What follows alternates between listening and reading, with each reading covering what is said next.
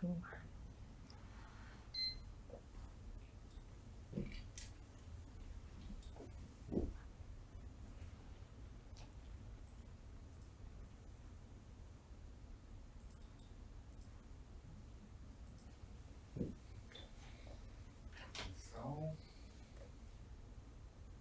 Roda vídeo.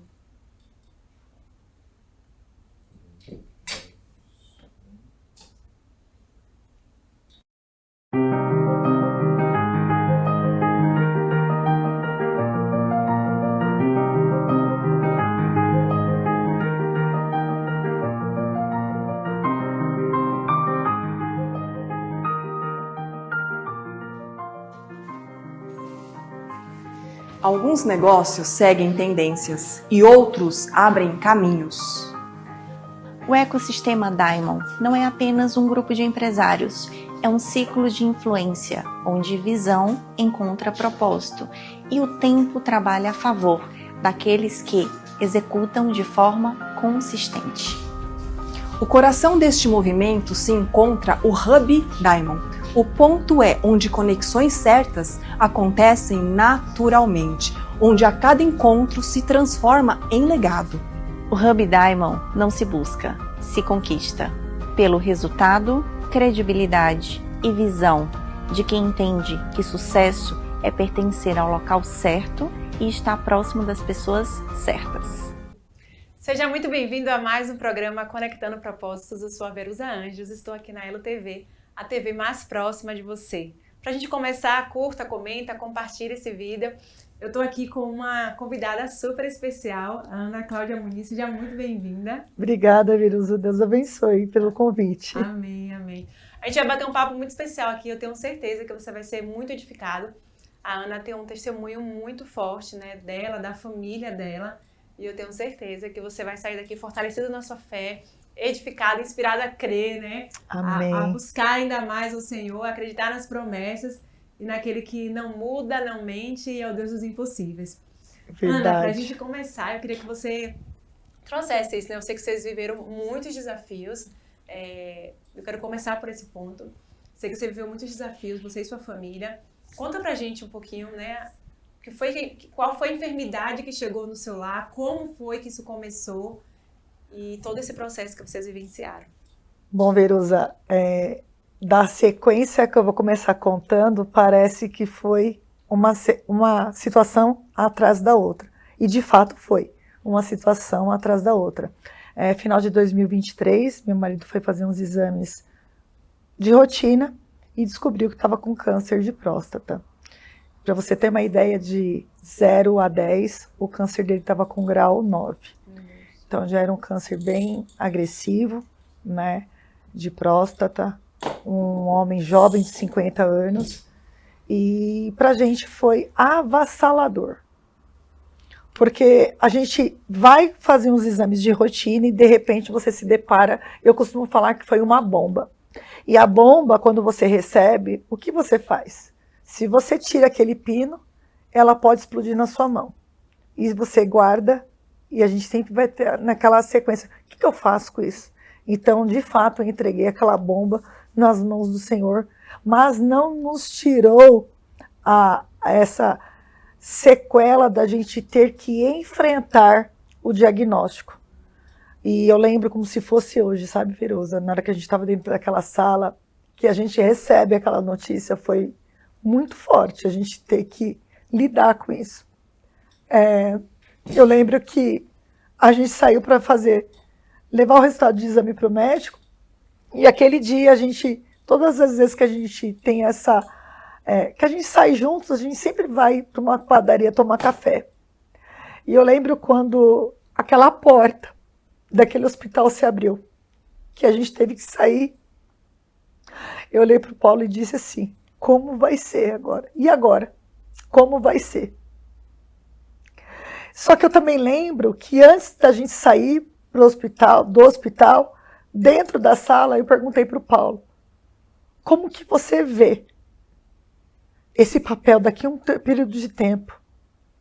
Eu falei, fecha seus olhos comigo. Como que você declara e como você vê esse papel? Ele falou assim, eu me vejo curado. E eu falei, então é isso que eu profetizo sobre a sua vida. E é isso que eu declaro sobre a sua vida. E é isso também que eu vou profetizar, que você já está curado. Eu acho que o médico não entendeu muita coisa. E eu lembro que a gente saiu. E aí, quando as portas daquele hospital se abriram, eu pensei, falei, meu Deus, e agora?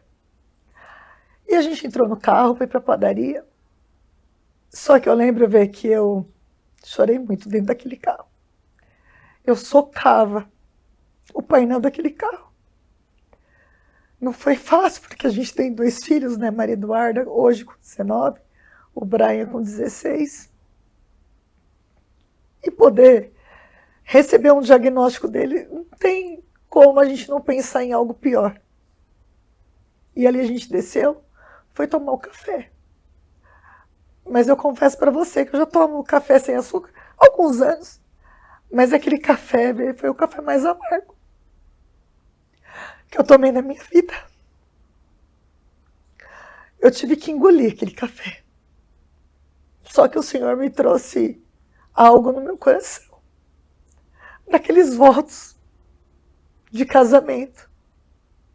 Na alegria, na tristeza, na saúde e na doença. E ali eu entendi que não era para a morte ainda. Que é o tempo de todo mundo chegar, mas eu entendi que não era para a morte. E ali o Paulo começa a correria de fazer os exames pré-operatórios. Aí a gente passa com outros médicos, passamos com outro médico que foi o que operou, o Dr. Marcelo. E ele disse, olha, no caso, vai ser melhor que faça cirurgia robótica, porque está muito agressivo. E assim foi feito, Deus preparou os melhores médicos, o melhor hospital, mas eu falo que os médicos dos médicos é o Senhor. Com certeza. E foi ele que estava à frente de tudo, ele que preparou melhor, que tornasse isso um pouco mais leve para nós, né? E a cirurgia do Paulo aconteceu em janeiro desse ano, né? Minto, de 2024, meses depois. E aí o Paulo fez a radioterapia, terminou agora, esse ano, né? Porque precisou de fazer a rádio, terminou. E aí, antes de eu voltar a trabalhar, eu falei, vou dar continuidade nos meus exames, porque, querendo ou não, a gente foi juntos, né? Fazer os exames. E aí, no exame de rotina, veio mais uma situação, viu? Isso foi quando?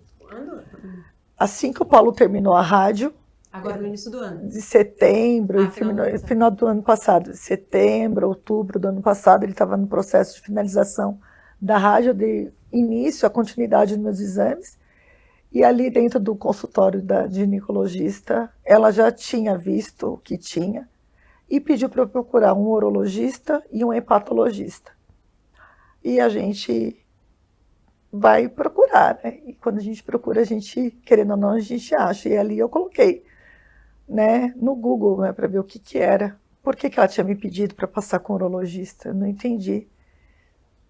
E aí, para mais um susto, para mais uma bomba, aí eu descobri que eu também estava. Só que até então, precisava de uns exames mais precisos, ressonância e tudo mais, e foi diagnosticado um câncer no rim. E uma possível lesão no fígado.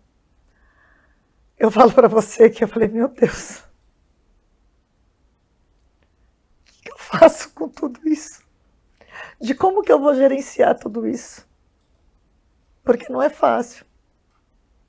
O marido já tinha passado, aí está em tratamento, aí eu vou para poder ver uma situação... Quando pensa que venceu, né? Acabou agora, né? Essa luta acabou. Aí iniciou uma nova luta, né, Ana? Mais uma batalha. E não foi fácil. Foi desafiador, viu? E ali eu saio, já procuro os médicos, já vou sendo levada para a cirurgia. precisei fazer a retirada total do órgão, não deu para deixar o rim, porque ele estava no terço médio e estava bem cirúrgico, estava bem, né, invasivo também. Só que, para honra e glória do Senhor, eu não precisei nem de fazer rádio e nem precisei de fazer a químio. E isso eu devo ao Senhor, porque os médicos não entenderam. E o fígado, eles até hoje não sabem o que tinha no fígado. Depois disso, né, eu fiz o PET scan para saber o que de fato tinha e só foi detectado bolhas de água no fígado. Mas eu declarei que eu estou curada. Amém. Em nome de Jesus eu estou curada. Amém. E não é fácil ver. Não é fácil. Então, vocês viveram esses dois processos, né, de enfermidade, uma atrás da outra, porque de fato é, né, um ano de diferença só, né, quando termina o tratamento de um, começa, né, outra. Uma outra batalha, uma outra luta aí nessa questão de uma outra enfermidade. Sim. Mas para a glória de Deus, né, os dois estão curados. Sim. Né, só fazendo o que você falou para mim, né, só faz os exames realmente que precisa ali de rotina. De rotina, agora, né, por conta sim, disso. durante 5 anos. Mas para a glória de Deus, né, estão todos os dois vivendo bem. Só que nesse intervalo, eu estava com 7 dias de operada, aí a Maria Eduarda, minha filha, começou a sentir muitas dores fortes. E eu com 7 dias de operada. O Paulo fazendo o tratamento. Então foi aquela loucura. A Duda sentindo muitas dores. Eu falei assim, Paulo, não está normal essas dores, não é cólica.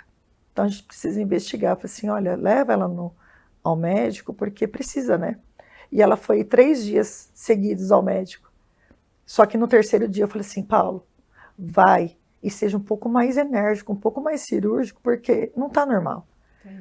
Para investigar. E aí o meu cunhado foi em casa e falou assim, Duda, dá licença. E apertou do lado direito dela, ela gritou. E eu falei, meu Deus, só falta ser o apêndice. Porque ele apertou, segurou, quando soltou ela gritou. Falei, não tá bacana. E de fato era, mano. Era um apêndice. E aí ela vai para mesa de cirurgia às pressas, né? E aí imagina, eu em casa, sendo cuidada, graças a Deus a gente tem uma rede de apoio boa. Mas imagina para um pai, tá terminando um tratamento, a esposa tá recém-operada, agora a filha, o meu filho morando no interior de São Paulo, porque ele é atleta, morando fora. Então assim, foram muitas sequências de coisas ao mesmo tempo, sabe? E eu lembro que o médico mandou chamar o Paulo no centro cirúrgico para falar sobre a cirurgia. Imagina na cabeça de um pai, o que ele não pode ter pensado. E ali o médico disse que a cirurgia tinha sido um sucesso, porém o apêndice dela já tinha necrosado. E estava sendo, aquela situação estava sendo segurada pela parede intrauterina dela. Então na hora que foi fazer a remoção, ainda pingou. Aí precisou de fazer a limpeza dos órgãos e ela ficou com dreno durante 10 dias, que ali era o olho clínico do médico. Sim. Então ele pôde ali observar durante esses 10 dias, mas graças a Deus a Duda ficou 100% também. Aí nesse intervalo o Braia estava morando fora, no interior, né? Estava no clube. E imagina a cabeça dele, né? Um menino apenas de 15 anos, passando por tudo isso. O pai terminando o tratamento, a mãe operada, a irmã operada. E ele precisou de retornar para fazer os exames. Então você percebe, Verusa, que foi tudo muito junto. Sim. Foi tudo muito um curto prazo de tempo. Aí dá a impressão assim, nossa, mas é nessa sequência. Aí o Brian vem para São Paulo, porque ele foi aprovado no clube e precisava de levar os exames médicos. E ali a gente passa, como de costume, porque ele joga bola desde os 5 anos de idade, e a gente faz os exames, o Paulo leva para fazer os exames e tudo mais. E aí um desses médicos pediu para fazer um holter. Eu falei, meu filho, pensei comigo, não tem tempo para fazer um holter, porque demanda tempo para agendamento, e tem que esperar 24 horas. E ele estava com prazo para voltar, né? Mas o médico disse, eu não libero. A gente até correu em outros médicos para ver, né? Por conta da demanda do tempo, mas não foi possível, por conta do convênio. E ali no holter foi descoberta uma arritmia cardíaca. Com um menino de apenas 15 anos, com uma arritmia assim, muito grave. E o médico já jogou na lata. Esse menino nunca mais vai poder jogar bola. Esse menino precisa de fazer uma ablação. E deu uma caixa de remédio que eu tenho até em casa hoje. Eu comprei, porque a gente tem que ter a fé também e com sabedoria. E eu guardei aquela caixa de remédio, só que minha mãe disse, ô filha, investiga melhor. Eu acho que é uma sequência de situações, pegou o emocional, pega o físico, dá uma investigada, vai primeiro em outros médicos, né? E minha mãe disse, tem a ritmologista, e aí o técnico dele também já tinha falado, né? E eu sei que foi assim, uma junção de pessoas, de toda de família, de amigos, do técnico, enfim. Foi todo mundo se ajudando para que ele pudesse passar. E aí a gente chegou até o Dr. Pedro Gori, que pediu uma bateria de exames para o Brian, né? Só que você imagina, todo mundo passando por alguma coisa, né? E ali foram uns 3 meses, né? Até fazendo os exames, e até que a gente levou o resultado de exame para o Dr. Pedro. Ele olhou os resultados de exames, olhou para o Brian, e a gente tinha esperança, né? Pelo menos com 1%. Porque todos os outros médicos foram incisivos, dizendo as mesmas coisas, mas existia um ponto de esperança ali, né? E o Dr. Pedro Gori, eu lembro que ficou um silêncio naquela sala, e eu lembro, se eu fechar os olhos, eu lembro do folhear daquelas folhas. E ele vira os exames de cabeça para baixo, empurra, pega uma folha da impressora e empurra para o Brian. Quando o Brian vai pegar, ele pega em cima das mãos do Brian e diz assim, antes de você entrar em campo, você vai lá falar o que o Senhor fez na sua vida. E ali eu não acreditei no que eu estava ouvindo, vindo de um médico. E ali eu meio que olhei, não entendi. Ele falou assim, mãe, o Brian tem uma arritmia. Vamos falar no passado, mãe. O Brian tinha uma arritmia. E ele não tem nada de patologia. Foi uma sequela da dengue. Nossa. Foi uma sequela da dengue. E a arritmia dele só dá quando ele está em repouso. Não dá quando ele está em alta performance. E ali eu lembro que o Brian saiu feliz, e a gente também. Primeira pessoa que ele foi lá foi agradecer ao técnico e à comissão e todo mundo que teve junto, né? Aí ele falou, vamos treinar. Ele falou, não, professor, antes de voltar, eu preciso testemunhar o que o senhor fez. E esse técnico tem uma célula lá no futebol, e eu lembro que ele pediu oportunidade, não falou para ninguém, só para o técnico, e ele foi falar sobre Jó.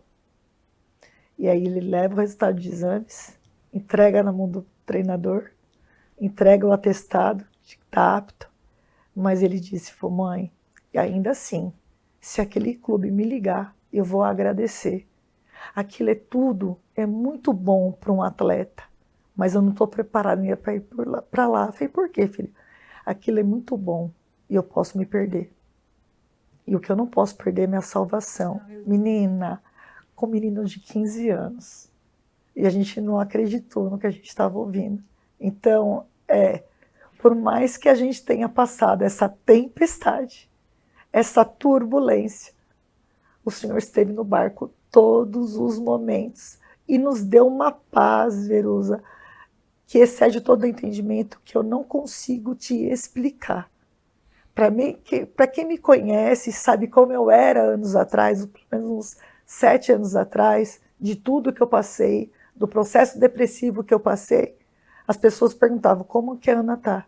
E as pessoas não meio que acreditavam, parecia que eu estava anestesiada, mas eu sei quem estava cuidando de mim, da minha família, nesse tempo todo.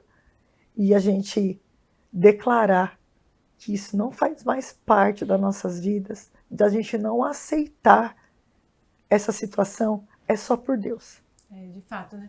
Não tem como não enxergar uma fé, né? No meio de toda essa circunstância. E a mão de Deus. A mão de Deus. E a mão de Deus realmente ali trazendo o impossível. Sim. Porque como vocês receberam mesmo o diagnóstico do Brian, né?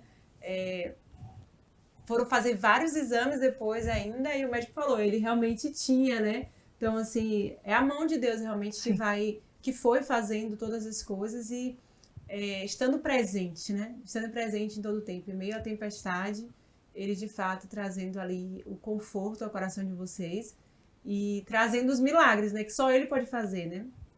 Que só ele pode fazer. Ô, Ana, fala pra gente, assim, o que é que você enxerga hoje, depois de viver tudo isso, né? Como você vê a vida, como você vê essa situação, assim, como é que você se vê, né? Diante de tudo isso. Eu aprendi muita coisa, e, assim, até pelo meu pessoal, porque eu sou 540. Eu desacelerei. Eu faço tudo hoje. Hoje eu cuido de pessoas, cuido da minha família, ajudo no meu ministério, mas eu desacelerei. Eu consigo ver, sentir água do chuveiro quente e agradecer. Eu consigo olhar para minha cama e agradecer. Então foram pequenas coisas que a gente começa a dar um pouco mais de valor. E o que eu aprendi com tudo isso, que o Senhor, ele faz milagre quando a gente tira as nossas mãos, que a gente dá um passo de fé, porque a gente também tem que ter essa sabedoria de procurar os médicos, mas quando de fato você pega aquela bomba e fala assim, olha, tá aqui, o Senhor é mestre em desativar. Eu não vou colocar na sua mão, nas minhas mãos, porque se eu puxar o pino, a gente explode.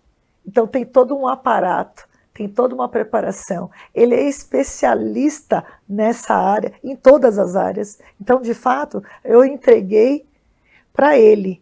Só que tem uma situação. Esse confiar e entregar não é desafiador para uma mulher que é 540, que está ali resolvendo tudo. Esse dar os 2 passos para trás e, de fato, entregar, confiar, aceitar, não é aceitar o diagnóstico, é aceitar que ele faz todas as coisas. Para mim foi a maior lição que eu pude ter. E a paz que eu senti. Porque a nossa vida não parou, vê? A gente continuei atendendo, continuei fazendo as coisas que eu fazia, fazendo a leitura da palavra todos os dias na parte da manhã, fazendo devocional ao vivo. Então, sim, eu não parei. O Paulo não parou de trabalhar, a vida continuou. Porque o Senhor disse que não era para a morte, que era para a vida. Então, o que eu pude observar? Que no meio do caos, no meio da tempestade, existe vida. Com certeza, de fato, né? E só consegue enxergar isso quem tem realmente essa aliança com o Senhor, crê, Sim. né? Nem que seja um pouco, né? Nem que seja um pouco de fé, realmente. Um pouquinho. E o que você falou, isso é fundamental.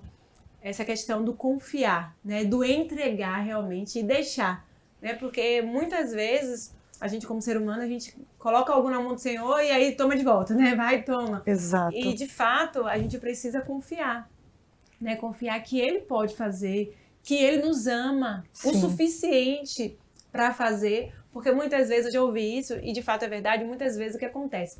As pessoas acreditam que Deus pode fazer. Quando eu pergunto assim, você acha que Deus pode fazer isso? Acredito. Aí, mas você acredita que Deus pode fazer por você? Aí elas já duvidam. Por quê? Porque elas duvidam, na verdade, não é do poder de Deus, é do amor de Deus por elas. Verdade. E isso é um grande risco, né? Que às vezes as pessoas deixam de viver algumas coisas com Deus por não entenderem o quanto são amadas por Ele. E o quanto Ele vai fazer todas as coisas, né? Ele é poderoso para fazer e Ele nos ama o suficiente porque Ele deu, né? Deus deu o seu Filho unigênito para morrer por nós. Amém. Que amor é esse, né? Não tem amor maior, né? Não existe amor maior do que esse, de fato. Então, a maior prova de amor foi dada ali na cruz. Então, essa questão, quando você falou do confiar, isso é maravilhoso, porque muitas pessoas têm realmente essa dificuldade do confiar, de entregar Sim. plenamente, né? Sim. De dizer assim, não, tá na mão de E Deus, você né? sabe Descanso nisso. descansar. E você sabe ver, ou descansar. E você sabe que eu nunca perguntei para Deus o porquê. Eu falava assim, parece até uma frase clichê, né? Para que tudo isso, Deus? E hoje eu entendo, porque eu tô aqui para ser um instrumento, ser uma facilitadora, um instrumento dele, de falar sim. Ele fez, Ele faz e vai continuar fazendo milagres sobre as nossas vidas. Só que de que maneira que a gente vai aceitar a passar por essa travessia, de que maneira que a gente se posiciona emocional, espiritual e fisicamente para essa travessia, Porque quando a gente recebe um diagnóstico, a gente pode sentar, chorar e achar que vai morrer, ou você pode passar por todas essas circunstâncias, porque eu passei, eu chorei, eu gritei, esperneei, mas de que maneira que eu escolhi a passar para o outro lado? E hoje eu entendo que uma amiga me disse, Ana, tem coisas que a gente passa, que a gente vai criar estratégias para que a gente passe para o outro lado. E tem coisas que nós vamos passar para sermos autoridade, para que sejamos um instrumento dele aqui, para que, olha para mim, confia. Se eu passei, você também vai passar, porque ele faz. Exatamente. Foi isso que eu aprendi. Exatamente, né? É ser um testemunho vivo, né? É. Você anda na rua, precisa de alguém para acreditar que isso é possível. Olha para mim que isso é possível, né? A minha casa é testemunha disso. Testemunha. E falando em casa, Vê, ele me deu algo porque eu precisava de fazer algo nesse processo. Porque, afinal de contas, eu parei de atender, parei de trabalhar, e eu falei assim, eu preciso de fazer alguma coisa. E aí, numa conversa dentro de um grupo terapêutico, de amigas, né? E tava todo mundo lá postando coisa de crochê. Eu falei assim, interessante isso. Eu aprendi com 8 anos de idade, eu adoro crochê. Eu falei assim, bom, eu vou comprar um barbante e uma agulha e vou fazer um tapete, porque aí demora uns 2 meses. Eu encerro o assunto, acabou e volto a trabalhar, já pensando. Só que o senhor me levou para olhar a mesa. Ele me levou para olhar para a minha mesa da sala. Falei, interessante. Falei, vou fazer suplá. Vou fazer meus jogos americanos e tá tudo certo. E eu fiz os primeiros. Ai, que legal. E vendi o primeiro. Meio da situação, no né? meio da situação. E vendi o primeiro. E numa madrugada o senhor disse para mim, enquanto você espera, você tece. Aí eu falei, interessante. Enquanto eu espero, eu teço. E aí a logo é um novelo, a agulha e um cacho de uva. Por quê? Porque a videira tem os processos.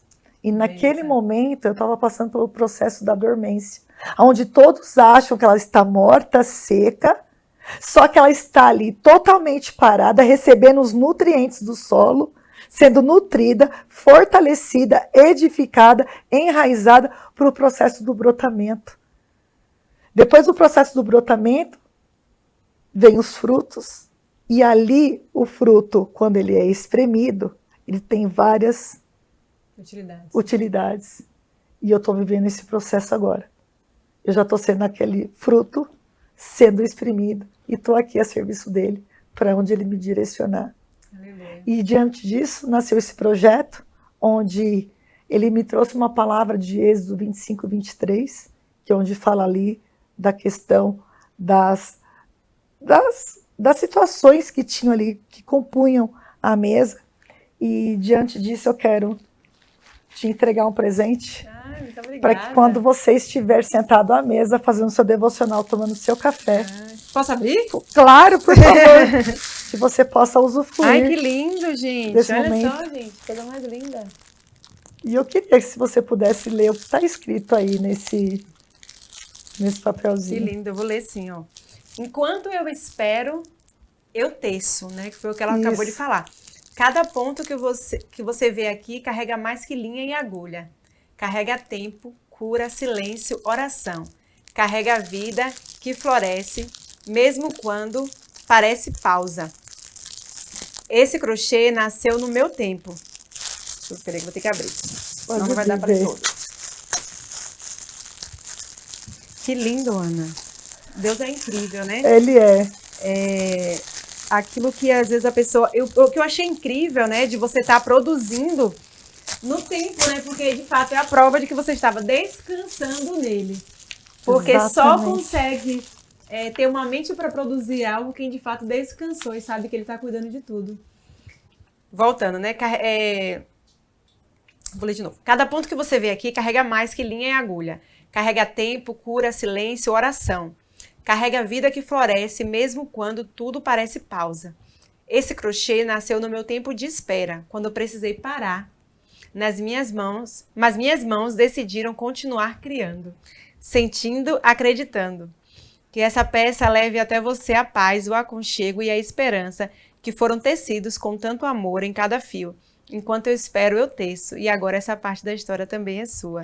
Que coisa mais linda, meu Deus do céu. Deixa eu até abrir, pessoal. Já que eu abri tudo, agora eu vou abrir. Se você estiver lá no seu devocional, que você possa tomar um café. Olha, gente, coisa mais linda. Olha o detalhe, olha que coisa mais linda. Com o Senhor. Muito bonito. Parabéns, muito cheiroso. Delícia. Que maravilha. Que trabalho bonito, parabéns. E aí saiu o projeto Videiras, que a gente vai ter o ano que vem na minha casa com mulheres Legal. sentadas à mesa, sendo ali ministradas com a terapia à luz da Bíblia e a importância da gente de fato ter esse momento, porque a mesa traz cura, a mesa traz conexão, a mesa é o lugar do transbordo, de olho no olho, e onde o Senhor está presente. Como é o nome do projeto? Videiras? Videiras. Legal. E como hoje tem se perdido, né? Eu não sei o que você está passando, eu não sei quais são os obstáculos que você está enfrentando, mas se eu puder deixar aqui algo para você, entrega, aceite e confie no processo, porque ele é hoje o mesmo de ontem e vai continuar sendo o mesmo de sempre, aquele que traz refrigério e paz. Verdade. Amém. Eu costumo falar sobre o processo, sabe o que, Ana? Que só não desiste do processo quem conhece o Deus do propósito. Porque, assim, o processo, ele de fato, ele é doloroso, né? Sim. Você hoje trazendo aqui, a gente consegue até imaginar, para a gente saber que é uma situação difícil, mas vivenciar isso, só você e a sua casa, de fato, tem a dimensão, Sim. né, do que foi esses momentos. E tenho certeza que vocês só não desistiram, que é uma frase minha, é isso que eu falo, só não desiste do processo, é isso, quem conhece o Deus do propósito. Exato. Porque quem conhece o Deus que traz a finalidade daquilo, que tem um propósito em tudo aquilo, que não é para te machucar, né, que não é para te punir, quem conhece esse Deus do propósito que é fiel, que ainda que submeta os seus filhos a um processo, tem algo muito maior, aí consegue, de fato, não desistir no meio do processo, porque Sim. Os processos, eles, de fato, são dolorosos. Verdade. E eu falo que esse projeto nasceu no coração de Deus, e hoje eu posso falar que centenas de pessoas, eles foram receber essa porção de Deus, porque esse milagre não pode ficar só aqui. Então foi uma forma não de vender ou suplar, mas de poder levar a minha história Sim. de superação e de milagre daquilo que o Senhor fez nas nossas vidas. Porque para quem perguntar, vai contar um pouco da história. E eu tenho certeza que cada pessoa que sentar à mesa de alguém ou receber um presente como esse, vai poder de fato contar os milagres que o Senhor fez naquela família. Exatamente. Só que foi gerado nesse texto, né? Que foi desse processo que foi gerado, só isso já de fato edifica a vida das pessoas, né? Eu achei incrível, assim, cada linha Sim. Carrega realmente uma verdade, né? Não é uma... É algo que nasce com propósito, Sim, né? Não é uma questão só de renda, e que não há problema nenhum em ser, né? Deus, ele abre portas realmente pra gente também, nesse sentido, mas você vê que tem um propósito ainda maior do que isso, né? Então, carrega muita verdade, né? Cada linha aqui é notório isso. Amém. Amém. É notório. Ana, conta um pouquinho mais também daquilo que é a sua atuação. Hoje você falou que você trabalha ali como terapeuta, Sim. né? Você ajuda pessoas. Como é essa missão também aí? Né? Eu falo que a terapia me escolheu. Eu passei anos atrás por um processo de depressão. Foi uma situação muito, muito desafiadora, mas graças a Deus eu tive pessoas que estiveram comigo, que me proporcionaram esse cuidado. Eu falo que é um cuidado de Deus mesmo. E hoje eu poder ser um instrumento também na vida de pessoas é o que eu entendo como missão e propósito. Né? E a terapia hoje ela me capacita a ser um instrumento de autocura, porque quem cura é o Senhor. Sim. Mas ser aquela que vai acender, eu costumo dizer, eu vou acender a luz do quarto escuro e você vai poder olhar ao seu redor. Então eu fui, de fato, essa que buscou e identificou o que eu vim fazer aqui, qual é a minha missão, qual é o meu propósito, o que de fato a Ana veio para fazer aqui. A gente não está aqui somente de passagem, Sim. não veio passar férias, né? Sim. E aí eu me identifiquei, né, com a profissão, e hoje eu sou aquela que ajuda com os traumas, né? Me especializei em traumas, daquilo que a gente ouve, daquilo que a gente sente, de que maneira que a gente foi gerado, né? Das sequelas. E eu costumo falar que o Senhor é o maior terapeuta, porque ali quando Deus pergunta para Caim, né? Por que ele estava com aquela cara fechada, cerrada? Ele teve a oportunidade de falar para Deus que ele estava com inveja do irmão, que era sobre o coração, não era sobre a oferta. Aí o Senhor também faz outras perguntas para ele, dando a oportunidade de ele confessar a emoção que ele estava sentindo, que era raiva, que era inveja. E logo após, como a gente bem sabe, o que ele acabou fazendo com o seu irmão Abel, o Senhor ainda deu a oportunidade dele confessar o que ele tinha feito. Então, eu sou esse instrumento que faço perguntas, porque a resposta já está aí dentro de você. Então, é aquela que vem para ser uma facilitadora, para que tudo que está na luz, está na cruz, para que o Senhor venha e traga vida e vida com abundância. Então, hoje eu estou terapeuta cristã, graças a Deus hoje eu estou tendo a oportunidade também de ser ali alguém que está dentro do ministério, cuidando da liderança, cuidando dos membros. Eu costumo dizer que a gente precisa de cuidados espirituais, ministeriais, e eu falei assim, dos pastores tem quem cuide, mas quem é que cuida da pessoa? Eles têm líderes que compõem, né, a egrégora que cuidam deles, mas quem cuida da pessoa? Quem cuida do dia a dia? Quem cuida do espaço, né? Da alma, né, onde está o poder de decisão? Porque o inimigo vem atingir ali, no espaço de decisão, nos colocar que nós somos incapazes, que nós somos tentar trazer o nosso passado à tona. Sim. Né? Então, os traumas, as feridas emocionais, a traição, da humilhação, da injustiça, e quem nunca passou por alguma coisa. Então, graças a Deus, Deus tem me levado para ser essa facilitadora também dentro do ministério. Que bênção, glória a Deus. Eu gosto de falar sobre isso, eu já trouxe aqui também outros profissionais dessa área, porque eu gosto de falar nesse sentido de que a gente também, né, é composto por alma. Exatamente. E a gente precisa dar atenção a isso também, né? Sim. É uma área da nossa vida que a gente foi criado, Deus nos fez, espiritual, alma e corpo. E a gente precisa dar atenção às três. Essas três esferas, né? Então não pode negligenciar. E às vezes a gente vê, né, a alma sendo muito negligenciada por muito tempo. Ainda tem gente que tem essa questão, né, que acha terapia, psicólogo, não sei o quê, né, coisa de maluco, não sei, né, esse preconceito. Tem. E não é. Não é. E não é, e a gente precisa realmente reforçar isso a cada dia, para que as pessoas entendam que tem muitas lutas que elas estão enfrentando que seriam resolvidas por uma terapia. Exatamente. Que seria resolvido realmente por um profissional que Deus capacitou, sim, que deu essa sabedoria, né, para instruir, para, como você falou, fazer as perguntas certas, porque às vezes as pessoas estão tão cercadas de todos os problemas que viveram, de todos os traumas, todas as dores, que elas não conseguem nem raciocinar. É verdade. Para ver, né, uma luz apontando para um caminho. A gente não para pensar na nossa vida. Eu precisei de fazer uma pausa para olhar para a minha história. E a gente não foi ensinado na escola ou dentro de casa a fazer essa pausa. A gente foi ensinado a sempre estar de pé para o outro, né? E desconstruir isso não é uma situação muito fácil, porque tem sintomas que nós carregamos, pessoas chegam no consultório com sintomas. Então, porque meu casamento está assim, porque eu estou passando por isso, porque está assado. Isso, para mim, são sintomas. De fato, nós vamos descobrir a raiz do problema, que está o quê? No nosso seio familiar, né?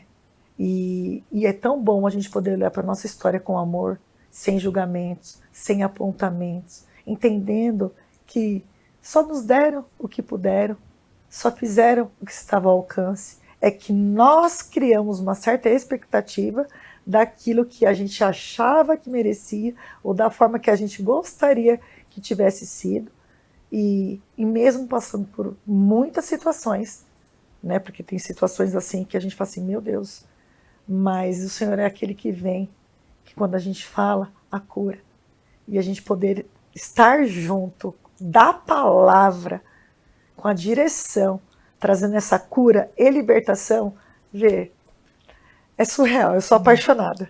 Eu sou apaixonada pela minha área. É verdade.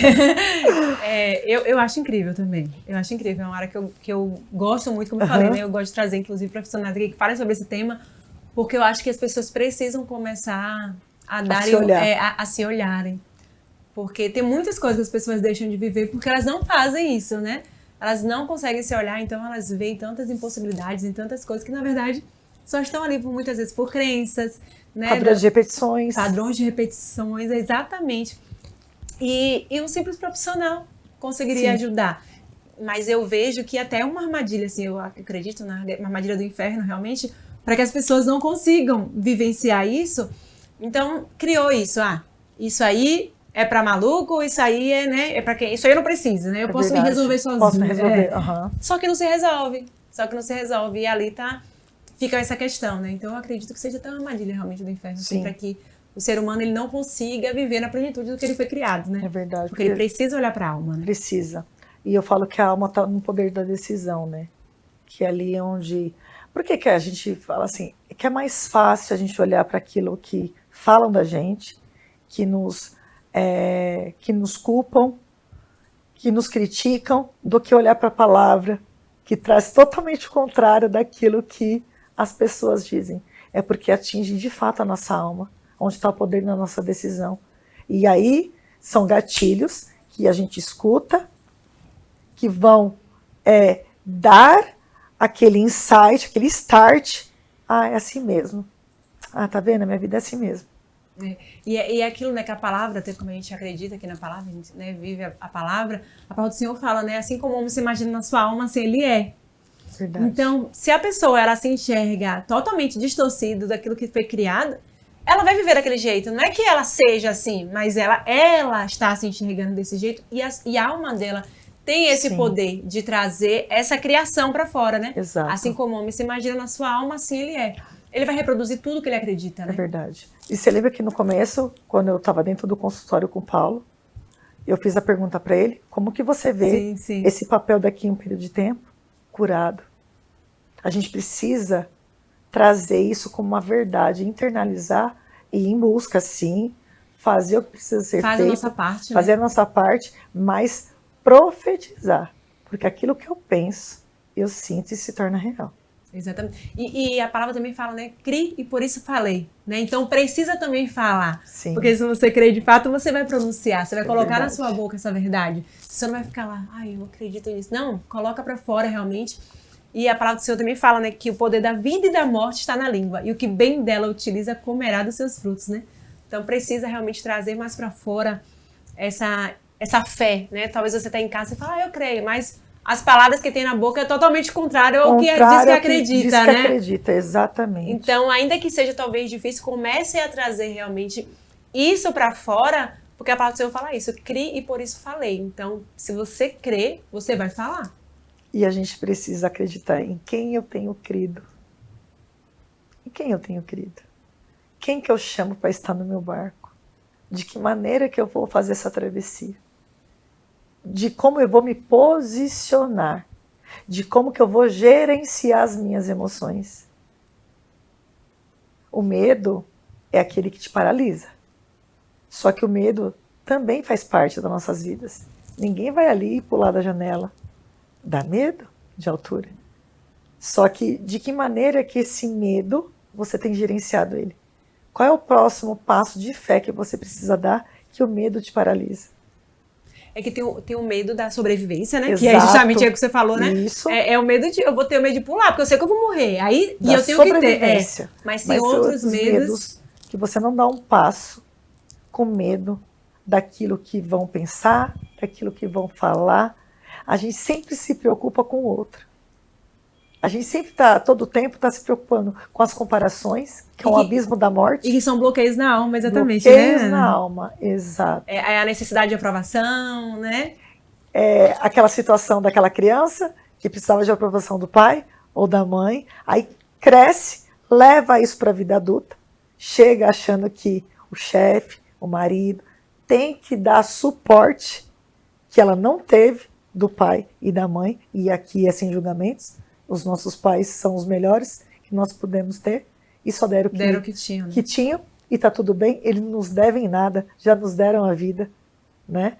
E só que as pessoas estão nessa dor, na dor da criança interior ferida, que é onde é.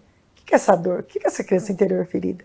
É onde estão os sentimentos, as emoções, que não teve aquele acolhimento. Então, é onde que a gente entra para poder auxiliar de que maneira que ela vai poder lidar com as situações do hoje. Exatamente. Porque vem acarretando, vem trazendo isso, né? Sim. Então, é Não sensacional. some, né? Não some. Não. As pessoas acham que deixou na infância. Não. Não deixou na infância. Não. O adulto que você é hoje é a criança que você foi um dia, né? Exatamente. É a criança que você foi um dia. Ana, foi muito bom te receber. Eu queria que a gente está aqui chegando ao finalzinho, mas eu queria que você deixasse, né, antes da gente finalizar, queria que você olhasse para aquela câmera ali e desse uma mensagem para essas pessoas que estão em casa, aquilo que você sentiu no seu coração de entregar para elas aí no final desse programa. O que você falasse para elas agora? Eu não sei, como de fato eu falei, eu não sei quais são as suas demandas, eu não sei em qual fase que você está passando da sua vida, mas eu quero dizer para você, entrega, confia, aceite que Ele pode fazer nova todas as coisas na sua vida, porque o Senhor é bom o tempo todo. E eu quero agradecer a você, Vê, por esse momento, por essa oportunidade de poder dizer como o Senhor é bom. Amém. Obrigada pela oportunidade. O prazer foi nosso aqui, né? Foi meu, foi de todo mundo que está aqui em casa agora assistindo, tenho certeza que fomos muito edificados, né, por essa história de vida. E que eu tenho certeza que muitas coisas o Senhor vai trazer agora através dessa uva que foi espremida, né?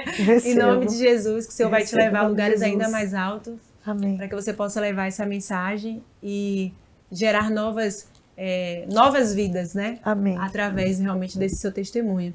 Deixe suas redes sociais, Ana, para que, se alguém quiser, né? Deixo sim. Falar com você. Tá bem.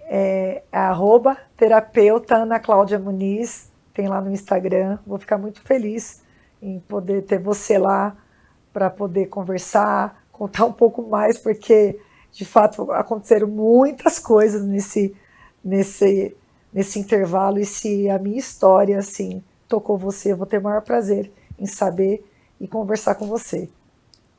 Muito obrigada. Antes de finalizar aqui, eu também queria deixar minhas redes sociais, você que está em casa. Meu arroba é @verusaanjos. Eu tenho um grupo também que se chama Herdeiros do Pai, onde toda quinta-feira eu dou uma aula ali, uma ministração, né, ao vivo, e tem sido uma grande bênção, a gente tem vivido vários testemunhos. Então, se você quer entrar nesse grupo, vai lá na minha bio, né, no link da minha bio tem um direcionamento para o grupo. Se você tiver dificuldade, pode me chamar no direct também que eu te auxilio, é @verusaanjos. Eu também quero agradecer, eu ganhei esse presente maravilhoso da minha convidada que veio aqui na semana passada. Olha só que coisa mais linda, né? É Ana Cláudia também o nome dela, e o nome da loja dela, gente, é Ateliê Ana Veríssimo. Olha que coisa mais linda, eu quero agradecer, Ana, muito obrigada por esse presente, eu amei, ficou maravilhoso. Ateliê Ana Veríssimo, muito obrigada por esse presente que eu estou arrasando. Gente, eu quero agradecer mais uma vez, né, Ana, por você estar aqui comigo. E quero agradecer você que está aí em casa, que dedicou esse tempo para estar aqui com a gente. Muito obrigada mais uma vez. Na próxima sexta-feira estaremos aqui mais uma vez às 16 horas. E eu espero você. Um grande abraço.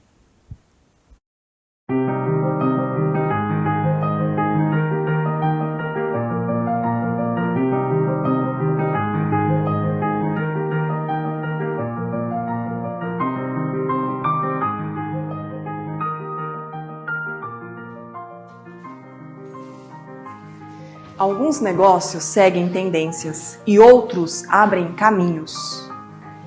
O ecossistema Diamond não é apenas um grupo de empresários, é um ciclo de influência, onde visão encontra propósito e o tempo trabalha a favor daqueles que executam de forma consistente.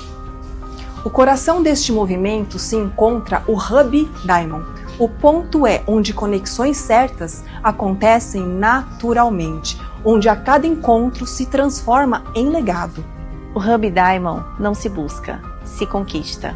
Pelo resultado, credibilidade e visão de quem entende que sucesso é pertencer ao local certo e estar próximo das pessoas certas.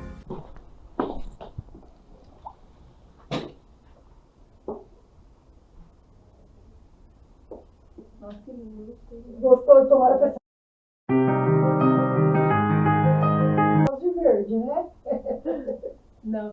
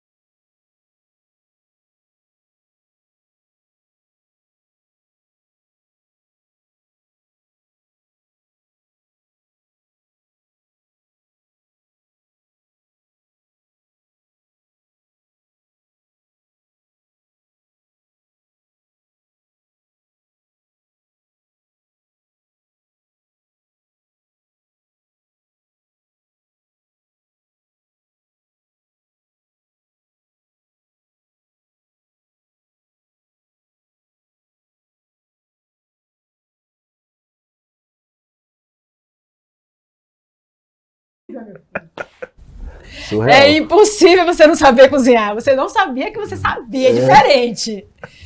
Eu não É, eu não sabia que eu surreal. sabia. A pessoa dizer que cozinha isso aí, dizer que não sabia cozinhar, tá E doido? comendo mini chicken, salsicha. Desperdiçando o dom. Eu vou falar sobre isso mesmo. E só com arroz. Tá de brincadeira comigo, Elton. Essa daí eu quero contar aqui mesmo. Essa eu quero deixar registrado. Sério, Quando cara. você não sabe os dons que você possui, o que é que você faz Olha na aí, ó. vida?